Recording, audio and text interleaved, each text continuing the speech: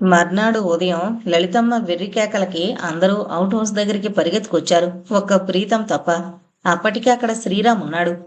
ఏమైందే? ఎందుకలా పిచ్చెక్కిన కుక్క పిల్లలు అరుస్తావు? హరిశ్చంద్రరావు అనుమానంగా అడుగుతూ వచ్చాడు. అయ్యో అయ్యో, కొంప మునిగిందండి. ఈ కొంపకేదో అరిష్టం దాపురించిందండి. వణికిపోతుంది ఆవిడ. కార్తీక మాసంలో వేకువజామున ఏటి స్నానం చేసిందాన్లా. ఏమైంది వదినా? భయంగా అయోమయంగా అడిగింది శారదమ్మ. శ్రీరామ్ అన్నాడు. ఎవరూ ఊహించని సంఘటన జరిగింది. ఎవరూ చూడరాని దృశ్యం ఉంది ఈ గదిలో. అతడి కంఠం కంపించింది. అప్పటికే అయోమయంగా చూస్తున్న శాంతి ఆ గది తలుపులు నెట్టింది. అది వాచ్మ్యాన్ రాజులుండే గది. ఎదురుగా సీలింగ్ ఫ్యాన్ రాడికి ఉరితో వేలాడుతూ రాజుల శవం. దాన్ని చూడగానే శారదమ్మ అస్పష్టమైన కేకతో స్పృహ కోల్పోయి కిందకి జారిపోయింది. హరిశ్చంద్రరావు చప్పున ఆవిడ్ని పొదివి పట్టుకున్నాడు. లలితమ్మ బిగ్గరగా ఏడుస్తోంది. అందరూ నిశ్చేష్టులైపోయారు. భయంకరంగా ఉంది రాజుల శవం. కళ్ళు తెరుచుకుని నాలుక వెళ్ళుకొచ్చి మొహం తిప్పుకుంది ఆరాధన. భయంతో కాదు, బాధతో. యజమానిని కాపాడాలని వెళ్ళి తను బలైపోయిన విశ్వాసపాత్రుడైన సేవకుడు. ఏమైంది రాజులకి? ఎప్పుడు తిరిగొచ్చాడు? ఆత్మహత్య చేసుకోవలసినంత భయంకర కష్టం ఏమొచ్చింది? ఎవరైనా బెదిరించారా? లేక ఈ లేక అన్న దగ్గరే ఆగిపోయాయి ఆమె ఆలోచనలు.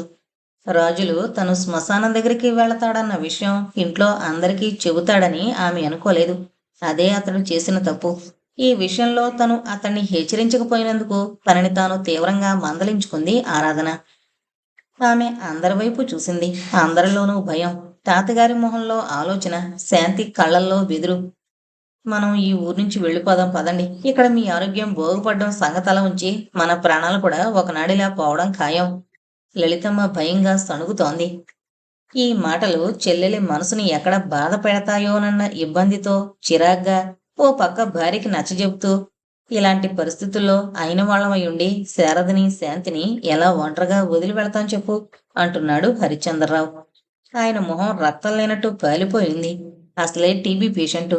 జాలనిపించింది ఆరాధనకి. శారదమ్మ మొహం పూర్తిగా పాలిపోయి ఉంది. ఇలాగే ఉంటే 2 రోజులు ఆవిడ హాస్పిటల్ పాలు కావడం ఖాయం అనుకుంది ఆరాధన. శ్రీరామ్ శరీరం ఉండుండి జల్లుమంటోంది. రాత్రంతా పక్క గదిలో శవంతో ఉన్నాడతను. అతడు ఆలోచిస్తున్నాడు. ఆరాధన కళ్ళే కాదు, అతన్ని అనుమానంగా చూస్తోంది శాంతి కళ్ళు కూడా. ఆమె అనేసింది. తెల్లవారుజామున అనుకుంటాను, అవుట్ హౌస్ ముందు 2 ఆకారాలు తారట్లాడడం చూశాను. శ్రీరామ్ ఉలిక్కి పడ్డాడు అందరితో పాటు. అది మామూలుగా అందరిలాగానా లేక? ఆరాధన అంది. ఇంట్లో వాళ్ళని ఎందుకు లేపలేదు? అదే సమయంలో తీతువు అరుపు వినిపించింది వదినా. భయం వేసింది. సిగ్గుగా అంది శాంతి. శాంతి బలహీనత ఆరాధనకి తెలుసు. రాజులు మరణ వార్త అనుకున్నట్టే ప్రీతంని ఏమాత్రం కదల్చలేదు. నిర్లిప్తంగా విని ఊరుకున్నాడు. శవాన్ని ఏం చెయ్యాలి అన్న ప్రశ్న వచ్చింది. పోలీసులకు తెలియజేద్దామా అంది ఆరాధన ఆలోచనగా. అంతా ఉలిక్కి పడ్డారు. వద్దుదినా అంది శాంతి. ఆ పని మాత్రం చెయ్యొద్దమ్మా, శారదమ్మ భయంగా అంది. చివరికి తాతగారు కూడా అదే మాట అన్నాడు. పోయినవాడు ఎలాగూ పోయాడు, మనం మొత్తుకున్నా తిరిగి రాడు. పోలీస్ కంప్లైంట్ ఇస్తే శత్రువులు మరీ రెచ్చిపోవచ్చు. కుటుంబ పరువు ప్రతిష్టలు మరింతగా వీధికెక్కుతాయి. ఒంటరిగా ఉన్నప్పుడు ఆరాధనతో అన్నాడాయన. అలాని ఒక అమాయకుడు అన్యాయంగా బలైపోతే చూస్తూ ఊరుకోవాలా తాతగారు? ఆవేశంగా అడిగింది. ఊరుకోక చేసేదేముందమ్మా. పోలీసులు వచ్చారంటే ముందు ప్రీతమ్ని కలవాలంటారు. మంచి అభివృద్ధిలో ఉన్న ప్రీతమ్ని ద్వేషించే మనసులు ఎన్నో. వీడికి మతి స్థిరంగా లేదు అన్న మాట ఒకసారి బయటికి రావాలే గాని నిమిషాల మీద అంతా వ్యాపించిపోతుంది. వ్యాపారాలు సర్వనాశనమైపోతాయి. నమ్మకస్తులే ముంచేస్తారు. ఆలోచించు వాడి భవిష్యత్తును గురించి. ఆరాధన మౌనంగా ఉండిపోయింది. ఒక గొప్పవాడి స్థాయి తగ్గిపోతుందని ఒక దరిద్రుడి చావుని కప్పిపెట్టడమా? ఆ పేదవాడికి ఒక బిడ్డ కూడా ఉన్నాడు. ఆ తండ్రికి ఆ బిడ్డ తప్ప మరే దిక్కు లేదు. ఆమె హృదయం బాధగా మూలిగింది. ఇది ఒకటే కాదు ఆరాధన. ఈ పరిస్థితుల్ని ఆధారంగా తీసుకుని శత్రువు విజృంభించొచ్చు. నా ఉద్దేశం ప్రకారం ఇది ఆత్మహత్య ఎంత మాత్రమూ కాదు. శవాన్ని పోస్ట్ మార్టంకి తరలించగానే ఈ నేరాన్ని కప్పెట్టుకోవడం కోసం శత్రువు మరికొన్ని హత్యలు చేస్తే? త్రుళ్ళిపడింది ఆరాధన. అవును, ఆ విషయం ఆలోచించలేదు తను. పోనీ రహస్యంగా పోస్ట్ మార్టం చేయించగలవా? అందువల్ల ఏ నిజాలైనా తెలుసుకోగలవా? ఇంపాసిబుల్. నిర్లిప్తంగా అంది ఆరాధన. కాబట్టి ఏమీ చేయకపోవడమే మంచిది. శ్రీరామ్ వెళ్ళి ఆరాధన కోరిక మీద రాజులు కొడుకుని హాస్టల్ నుండి తీసుకొచ్చాడు. 10 ఏళ్ల కుర్రాడు తండ్రి శవం మీద పడి విలపిస్తుంటే చూసేవాళ్ల గుండెలు లొంగుచుట్టుకుపోయాయి. ఆరాధన తన జన్మలో అంత భయంకరమైన వేదనని అనుభవించి ఎరుగదు. తాతగారు శ్రీరామ్ రాజులు శవాన్ని కారులో తీసుకువెళుతుంటే ఆ దృశ్యాన్ని చూడలేక కళ్ళు మూసుకుంది ఆరాధన. శాంతి నీళ్లు నిండిన కళ్ళతో ఆ కుర్రాన్ని దగ్గరకు తీసుకుని ఓదారుస్తోంది. ఇప్పుడెలానే? వెంటనే ఆ గది కడిగి అంటూ గోక్కోవాలి. ఎవరు కడుగుతారు? కొంపలో ఒక్క నౌకరుడు లేకుండా చేసి నా ప్రాణాలు తీస్తున్నారు. లలితమ్మ గొణగసాగింది. నేను కడుగుతానంటీ. ఆరాధన చొప్పునంది. శాంతి ఏదో అనబోయింది. కళ్ళతోనే సైగ చేసింది ఆరాధన. ఆగిపోయింది శాంతి. ప్లాస్టిక్ బకెట్తో నీళ్లు తీసుకుని ఆ గది దగ్గరకు వచ్చింది ఆరాధన.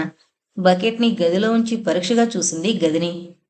ఒక మడత మంచం, మాసిన దుప్పట్లు 2, దిండొకటి, ఒక జత తోలు చెప్పులు. వాటిని చూడగానే ఆమె గుండె పిండినట్టయింది. ఆ మూలకొకటి, ఈ మూలకొకటి విసినేసినట్టుగా పడున్నాయి. ఎందుకలా పడున్నాయి? చెప్పులతో పాటు ఉరితీయబడ్డా రాజులు? కంఠానికి తాడు బిగుసుకుంటూ శరీరం గింజుకుంటున్నప్పుడు చెప్పులు అలా దూరం దూరంగా పడ్డాయా?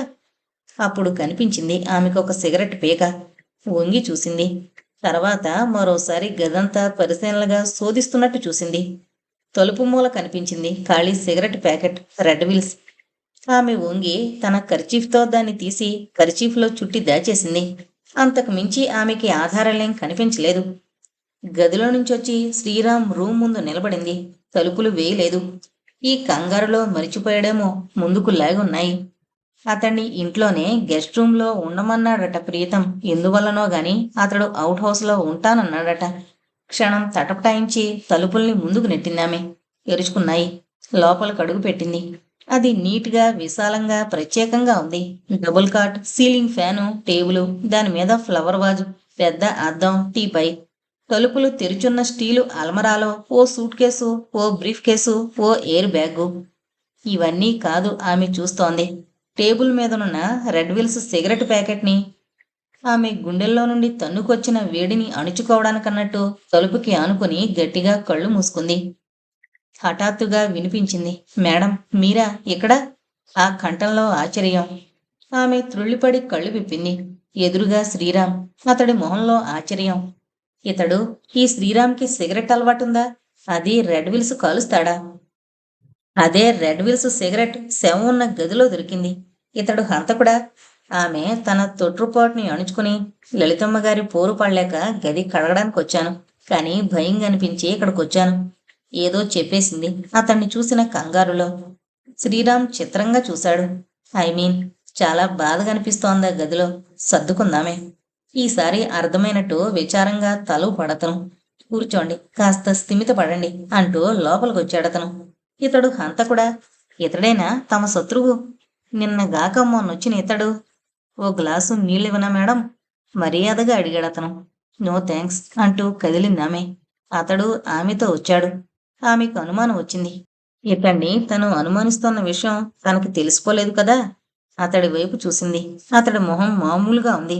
చప్పున తలదించుకుని రూమ్ని కడగసాగింది. ఆమె తీరు చిత్రంగా అనిపించింది అతనికి. రాజులు మరణం డాక్టర్ అయిన ఈమె కూడా ఇంత షాకుని కలిగించిందా అనుకున్నాడు శ్రీరామ్. మళ్ళీ నవ్వుకున్నాడు అంతలోనే. డాక్టర్ అయితే మాత్రం మనిషి కాదా అని. ఆమె ఒక మామూలు అమ్మాయిలా చీపురుతో గది ఉడిచి నీళ్లతో గది కడుగుతుంటే చాలా ముచ్చటగా అనిపించింది అతనికి. మగ్గుతో నీళ్లందిస్తూ తను సాయం చేశాడు. కడగడం అయ్యాక అతడికి థ్యాంక్స్ చెబుతూ యువతలకొచ్చింది. లలితమ్మ మళ్ళీ గోల పెట్టింది. అంటూ మనకంటేంటే వాడు మనకి చుట్టమా పక్కమా అంటూ హరిశ్చంద్రరావు కసురుకున్నాడు. చుట్టమో పక్కమో అయి ఉండాలా? అసలే కొంపకి శని దాపురించి ఏడుస్తుంటే ఈ వెధవకి చావడానికి చోటే దొరకనట్టయి మన కొంపలోనే చావాలా? అయినా వాడికేం రోగం వచ్చింది చావడానికి? అబ్బా అత్తయ్య, ఏంటి నీ పోరు? విసుక్కుంది శాంతి. అవునే, అందరికీ నాదే పోరు. పెద్దదాన్ని ఎందుకు చెబుతున్నానో ఆలోచించరే? ఆవిడ మొహం మాడుచుకోబోయింది. శ్రీరామ్ ముందుకొచ్చి, చూడండి పిన్నిగారు, మీరు చెప్పే క్రతువు జరగాలంటే కావలసింది బ్రాహ్మణుడేగా అన్నాడు. అవును అందావిడ చిన్నబుచ్చుకున్న మొహంతో. నాకదంతా తెలుసు, చేసేనా? మా నాయనే, నీకు తెలుసా? అయితే ఇంకేం కానీ నాయనా, ఏం కావాలి సామాగ్రి చెప్పు చెప్పు, విచ్చుకున్న మొహంతో అంది.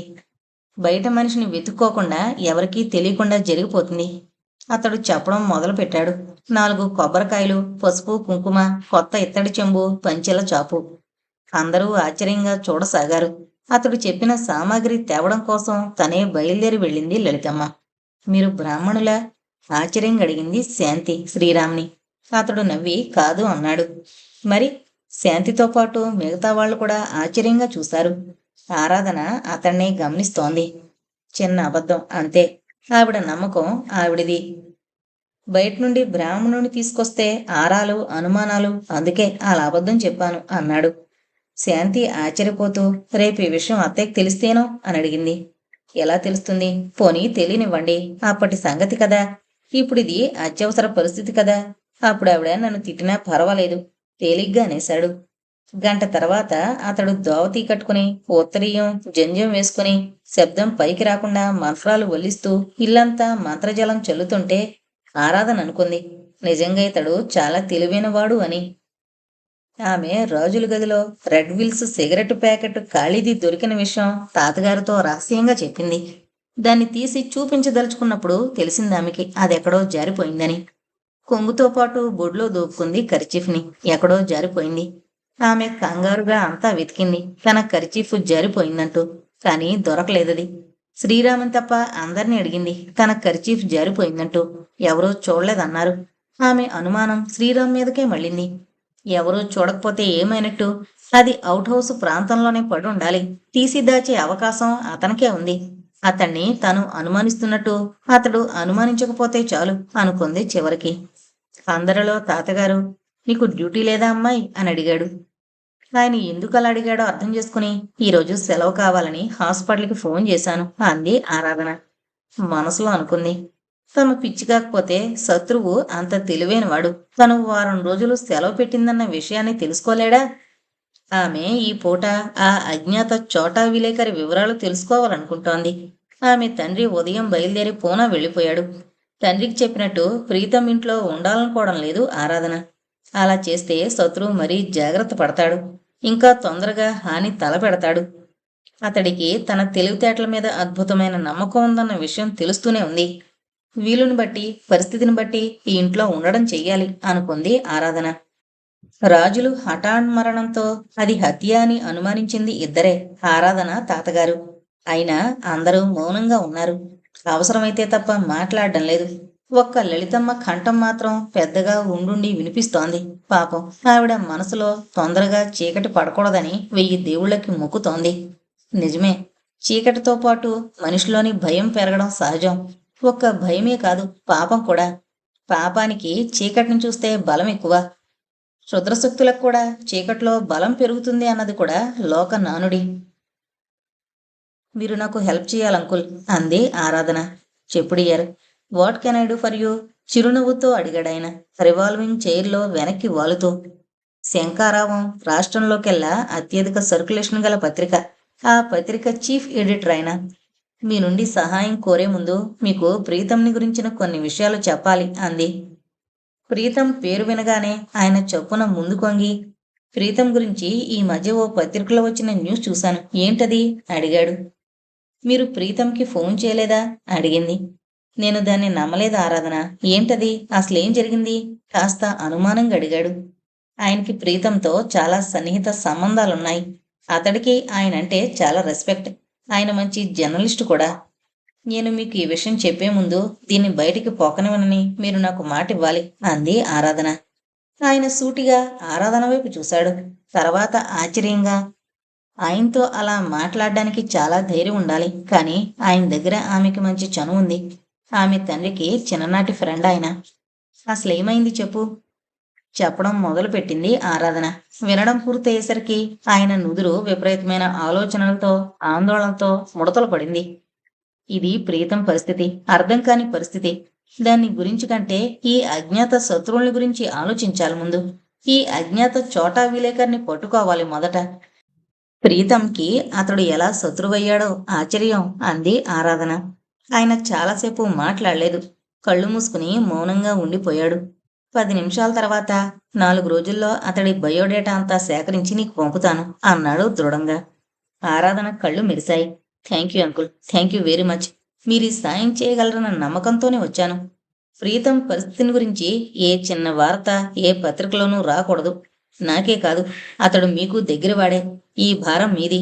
నా ఉద్దేశం ప్రకారం ప్రీతం శత్రువు లేదా శత్రువులు ఈ అజ్ఞాత విలేకరిని ఆ కుటుంబం మీదకి ప్రయోగించుంటారని అంది. ఆమెకి తెలీదప్పుడు తన ఊహ చాలా తప్పని. తొందరలోనే అది తెలిసొచ్చింది. ఆమె తిరిగి బయలుదేరుతుండగా ఆయన హెచ్చరించాడు. ఆరాధన, ఇదేదో చిన్న విషయంలా నాకు అనిపించడం లేదు. దీంట్లో నువ్వు ప్రోగ్రెస్ సాధిస్తున్నట్టే తోస్తోంది. శత్రువు సామాన్యుళ్లా లేడు. నువ్వు చాలా ప్రమాదకరమైన పరిస్థితుల్లో ఉన్నావని నీకు తెలుసా? ఆమె నవ్వి, కోర్స్. శత్రువు దగ్గర హిట్ లిస్ట్ అంటూ ఒకటి ఉంటే ప్రీతం తర్వాత నా పేరే ఉంటుందని నాకు తెలుసు. సో నా జాగ్రత్తల్లో నేనుంటాను అంది. పోనీ కమిషనర్ గారిని కలుద్దామా ఆలోచనగా అన్నారాయన. ఆమె బిగ్గరగా నవ్వి, ఇంత గొప్ప పత్రికాధిపతి అయ్యుండి, పెద్ద జర్నలిస్ట్ అయ్యుండి పోలీసుల మీద మీకు అంత గొప్ప నమ్మకం ఏంటి అంకుల్? కమిషనర్ గారు ప్రీతంకి ఫ్రెండ్ అయినంత మాత్రాన నాకు అలాంటి పిచ్చి భ్రమలేం లేవు. మన వేలితో మన కళ్ళు పొడుచుకోవడం అంటే ఇదే అంది. ఆయన అవునన్నట్టుగా తల ఊపుతూ సాలోచనగా, పోనీ నాకు తెలిసిన మంచి ప్రైవేటు డిటెక్టివ్ ఏజెన్సీ ఉంది, కాంటాక్టు చేద్దామా అడిగాడు. నోను, ప్రస్తుతం అదంతా వద్దు. ఇంకొద్ది రోజులు చూద్దాం.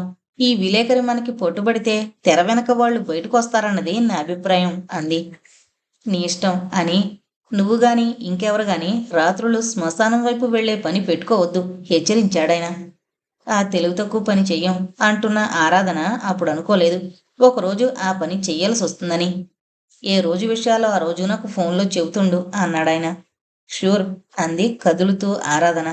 అదే ఆరాధన రహస్య ప్రయత్నాలను బట్టబయలు చేసింది. ఆ మర్నాడు శంఖారావం 2వ పేజీలో ఒక ప్రకటన వచ్చింది.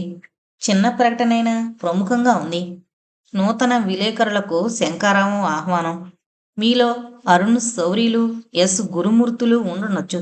మీలో ప్రతిభను గుర్తించి శంఖారావం గొప్ప ప్రోత్సాహాన్ని అవకాశాన్ని అందిస్తుంది. పాఠకుల్లో సంచలనాన్ని సృష్టించగలిగిన వాస్తవాలను అధికారుల పాఠకుల పత్రికల దృష్టికి ఇంతవరకు అందని అద్భుత వాస్తవాలను వెలికి తెచ్చే ప్రతిభావంతులకి శంఖారావం ఊహించినంతటి ప్రత్యేకతను గొప్ప స్థానాన్ని ఇస్తుందని గ్రహించాలి. మీకు ఏ అర్హత లేకపోయినా పర్వాలేదు. వాస్తవాలను ధైర్యంగా చెప్పగల సాహసం ఉంటే చాలు. రండి, కదిలి రండి, శంఖారావం పిలుస్తోంది. సంపాదకుడు. ఈ ప్రకటన ఎవరినైతే ఉద్దేశించి ఇవ్వబడిందో ఆ వ్యక్తినే కాక మరో వ్యక్తిని కూడా ఆకర్షించింది.